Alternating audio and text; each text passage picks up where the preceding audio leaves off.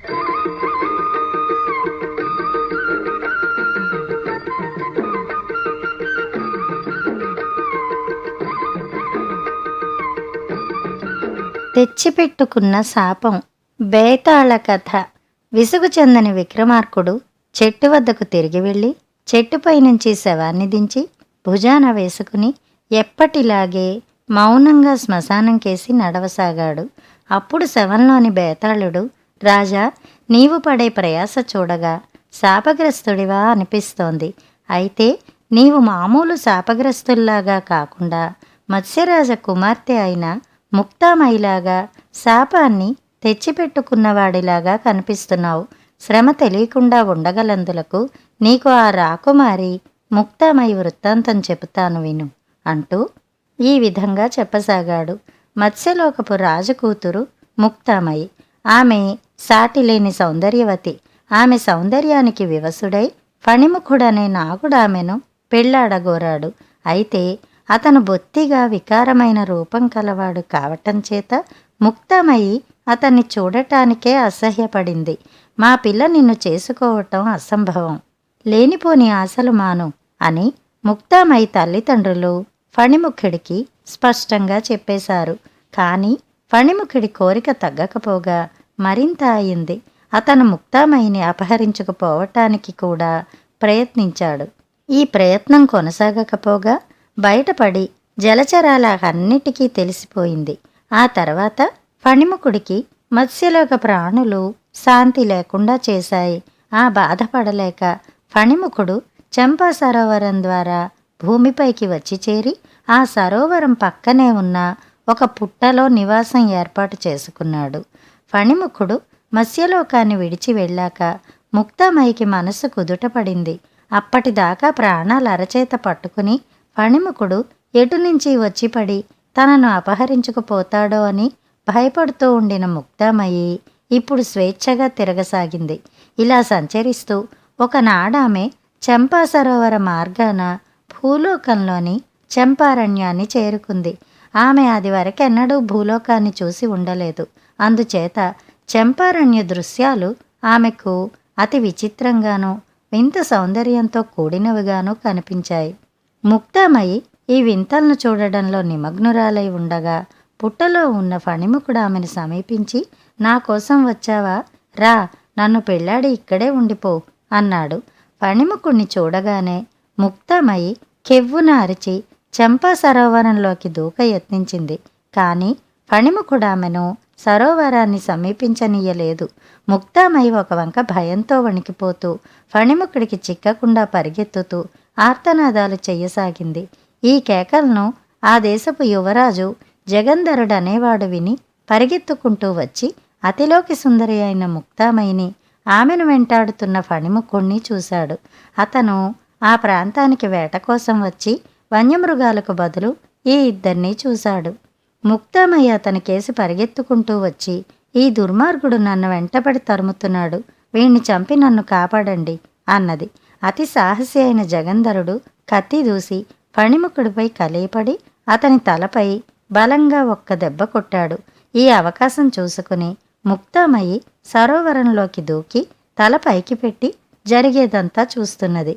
జగంధరుడు కొట్టిన దెబ్బకు ప్రాణాలు వదులుతూ ఫణిముఖుడు, నాకు భార్య కావటానికి నిరాకరించింది చాలక పని పెట్టుకుని నేనున్న చోటికి వచ్చి నన్ను రెచ్చగొట్టి ఈ రాజకుమారుడి చేత నన్ను చంపించావు కనుక ఇతని కారణంగా నువ్వు ఈ లోకంలో అడుగుపెట్టిన మరుక్షణం శిల అయిపోదువు కాక అని ముక్తామయిని శపించి చచ్చిపోయాడు.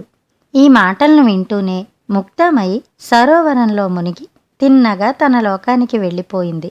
ఈ సంఘటన జగంధరుడు గమనించలేదు. అతను ఫణిముఖుణ్ణి కొట్టిన మరుక్షణం అతనున్న చోటికి అతని పరివారం వాళ్ళు వచ్చారు. అతని కత్తికి రక్తం ఉండటం చూసి అతను గాయపడ్డాడేమోనని భయపడ్డారు. నాకేమీ గాయం తగల్లేదు, నా చేత దెబ్బతిన్న నాగుడేమయ్యాడో చూడాలి ముందు అన్నాడతను. ఫణిముఖుడు అప్పటికే ప్రాణాలు వదిలాడు. ఆ సంగతి గమనించినాక జగంధరుడు తాను కాపాడిన సుందరి కోసం చుట్టూ కలయి చూశాడు. ఆమె ఎక్కడా కనిపించలేదు. అతను సరోవరాన్ని సమీపించి అందులోకి చూసేసరికి లోపలికి దిగిపోతున్న ముక్తామయి మెరుపులాగా క్షణం పాటు కనిపించి అదృశ్యమైంది. రాజకుమారుడు దేనికోసం వెతుకుతున్నాడో పరివారానికి అర్థం కాలేదు. వారిలో ఎవరూ ముక్తామయ్యని చూడలేదు. ఆమెను గురించి జగంధరుడు వారికి చెప్పదలచలేదు. అందుచేత అతను వారి వెంట అక్కడి నుంచి కదిలి వెళ్ళవలసి వచ్చింది. జగంధరుడు ఇంటికి తిరిగి వెళ్ళాడే గాని అతని మనస్సు చెంపా సరస్సు వద్దనే ఉన్నది. అతను ముక్తామయ్య సౌందర్యాన్ని మరిచిపోలేకపోయాడు. 2-3 రోజులు అతనికి 2-3 యుగాలుగా గడిచాయి. ఆమెను చూడకపోతే అతని ప్రాణాలు నిలిచేటట్టు లేవు. అందుచేత అతను ఒకనాడు ఎవరికీ చెప్పకుండా ఒంటరిగా బయలుదేరి చంపారణ్యానికి వెళ్ళాడు. చంపా సరోవరం దగ్గర చాలాసేపు తారాట్లాడి నీటిలో నుంచి ముక్తామై పైకి వస్తుందేమోనని చూశాడు. తలవని తలంపుగా అతనికి సరోవర తీరాన ఒక మణి దొరికింది. అది ఫణిముఖుడి తల నుంచి రాలిపడిన మణి. జగంధరుడు ఆ మణిని తీసుకోగానే అతనికి జలభయం ఏమాత్రం కూడా లేకుండా పోయింది. అతను ఒక్కసారిగా చంపా సరోవరంలోకి దూకాడు. అతనికి నీరు దారి ఇస్తున్నట్టు అనిపించింది. ఏ మాత్రమూ బాధగాని శ్రమగాని లేకుండా అతను మత్స్యలోకాన్ని చేరుకున్నాడు. ఈ లోపుగా ముక్తామైకి కూడా జగంధరుడికి కలిగిన స్థితే కలిగింది. ఆమె తనను కాపాడిన జలంధరుణ్ణి ఆ క్షణం నుంచి ప్రేమించింది. ఫణిముఖుడు శపించకపోతే ఆమె తన తల్లిదండ్రులను తన లోకాన్ని విడిచిపెట్టి జగంధరుడి వెంట వెళ్ళి ఉండి అతనికి భార్య అయ్యేదే. కానీ ఇప్పుడు ఆమెకు తన ప్రియుణ్ణి చూసే మార్గం ఏదీ లేదు. తాను భూమి మీద అడుగు పెట్టడానికి లేదు. జగంధరుడు తన లోకానికి రాలేడు.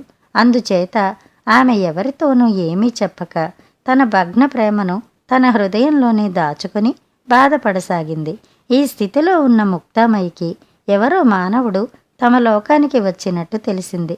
ఆమె పరిగెత్తుకుంటూ వెళ్ళి జగంధరుణ్ణి చూసి తన నోములన్నీ పండినట్టుగా సంతోషించి అతనికి స్వాగతం చెప్పి తమ ఇంటికి తీసుకువచ్చింది. వారిద్దరూ తమ ప్రేమను ఒకరికొకరు వ్యక్తం చేసుకున్న మీదట ముక్తామయ్యి తల్లిదండ్రులు వారి వివాహానికి సంతోషంగా ఒప్పుకున్నారు. అతని వెంట తమ కుమార్తె భూలోకానికి వెళ్ళటానికి కూడా వారు సమ్మతించారు. కానీ ముక్తామయ్యి తాను భూలోకానికి ఏ పరిస్థితిలోనూ వెళ్ళనని స్పష్టంగా చెప్పేసింది. నీకన్నా ప్రియమైనది నాకు భూలోకంలో ఏమీ లేదు, నేనిక్కడే ఉండిపోతాను అన్నాడు జగంధరుడు. ఈ మాటకు ముక్తామయ్య తల్లిదండ్రులు మరింత సంతోషించారు. జగంధరుడు మత్స్యలోకంలో 5 సంవత్సరాల పాటు అనుభవించవలసిన సుఖాలన్నీ అనుభవించాడు. అతనికి ఒక కొడుకు కూతురు కూడా కలిగారు. అంతకాలానికి జగంధరుడికి తన దేశం వెళ్ళి తన వాళ్ళు ఎలా ఉన్నారో చూడాలన్న కోరిక కలిగింది.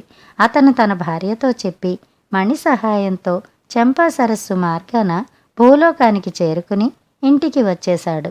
అప్పటికి అతని ఇంటి వద్ద క్లిష్ట పరిస్థితి ఏర్పడి ఉన్నది. జగంధరుడు కనిపించకుండా పోయాక అతని కోసం ఎంతగానో వెతికారు. అతను ఎటు వెళ్ళినది ఏమైనది చెప్పేవారు ఒక్కరూ లేకపోయారు. అది మొదలు జగంధరుడి తండ్రికి తీరని మనోవ్యాధి ఏర్పడి కాలక్రమాన ఆయన మంచం పట్టాడు. ఎంతమంది వైద్యులు ఎన్ని చికిత్సలు చేసినా ఆయన వ్యాధి తిరుగుముఖం పట్టలేదు. ఆయన సంగతి ఇవాళో రేపో అన్నట్టుంది. ఆయన పోతే సింహాసనానికి వారసుడు కూడా లేడు. అటువంటి స్థితిలో జగంధరుడు తిరిగి వచ్చాడు. కొడుకును చూడగానే రాజుగారికి కొత్త ప్రాణం వచ్చినట్టయింది.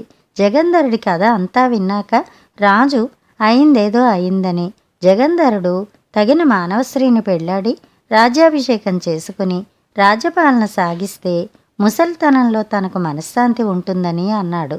ఈ జన్మకు ముక్తామయ్య ఒకతే నాకు భార్య, నేనింకొకతను పెళ్లాడను అని జగంధరుడి తండ్రికి చెప్పాడు. అయితే ఆమెనే తీసుకువచ్చి సుఖంగా రాజ్యం చేసుకో అన్నాడు పెద్దరాజు. భూలోకానికి రావటం తనకిష్టం లేదని ముక్తామయ్య ఏనాడో చెప్పింది. అయినా పరిస్థితులను బట్టి ఆమె తన అభిప్రాయం మార్చుకుంటుందని జగంధరుడు నమ్మాడు. అతను మత్స్యలోకానికి తిరిగి వచ్చి తన భార్యకు సంగతంతా చెప్పి తన వెంట రమ్మని ఆమెను ప్రార్థించాడు. ముక్తామయ్య అంతా విని, పోనీ మీ తండ్రిగారు కోరినట్టు మీరొక రాజకుమార్తెను పెళ్లాడి ఆమెతో కాపరం చేస్తూ రాజ్యం చూసుకోండి అన్నది. అది నాకు సాధ్యం కాని పని. నేను నిన్ను తప్ప మరొకతను ప్రేమించలేను, పెళ్లాడలేను. భూలోకంలో అడుగు పెట్టనని నీకెందుకు పట్టుదల అని అడిగాడు జగంధరుడు. ముక్తామయి తల్లిదండ్రులు కూడా అతని మాటనే బలపరిచారు. సరే పదండి అని ముక్తామయి జగంధరుడి వెంట భూలోకానికి బయలుదేరింది. ఆమె చెంపా సరస్సు నుంచి ఒడ్డున కాలు పెడుతూనే ఫణిముఖుడి శాపం తగిలి శిలగా మారిపోయింది. బేతాళుడి కథ చెప్పి, రాజా, నాకొక సందేహం. ముక్తామయి తెలిసి శాపానికి తనను తాను ఎందుకు గురి చేసుకుంది? తన శాపం గురించి మాట మాత్రం చెబితే జగంధరుడు తనకి దుస్థితి కలగనివ్వడు కదా. ఈ సందేహానికి సమాధానం తెలిసి కూడా చెప్పకపోయావో నీ తల పగిలిపోతుంది అన్నాడు. దానికి విక్రమార్కుడు, ముక్తామయి ప్రవర్తనకు 2 కారణాలున్నాయి. ఆమె జగంధరుడి ప్రేమను అతి పవిత్రంగా భావించింది. అతను మరొకతను పెళ్లాడటానికి నిరాకరించడాన్ని బట్టే ఆ ప్రేమ ఎంతటితో రుజువయింది. అలాంటప్పుడు ఆమె తన శాపం గురించి చెప్పిన పక్షంలో జగంధరుడు తన రాజ్యాన్ని, కర్తవ్యాన్ని విడిచి మత్స్యలోకంలోనే ఉండిపోతాడు. కానీ అందువల్ల అతని ప్రేమ కొంత దెబ్బతింటుంది. ప్రేమ కోసం తన కర్తవ్యాన్ని తోసిపుచ్చానన్న భావం అతన్ని తప్పక బాధిస్తుంది. అతను తన ధర్మం నెరవేర్చటానికి ఆ ప్రేమ అడ్డం రాకుండా చూడాలంటే తాను శాపానికి గురి కావటం కన్నా మరొక మార్గం లేదు. ఇది ఒక కారణం. మరొక కారణం ఏమంటే, ముక్తామయి 5 ఏళ్ల పాటు తన భర్త ప్రేమను చవిచూసింది. దాని ఫలితంగా 2 పిల్లలను కూడా కన్నది. ఇంకా 1000 ఏళ్లు జగంధరుడితో కాపరం చేసినా ఆమె కొత్తగా పొందే అనుభూతి ఏమీ ఉండదు.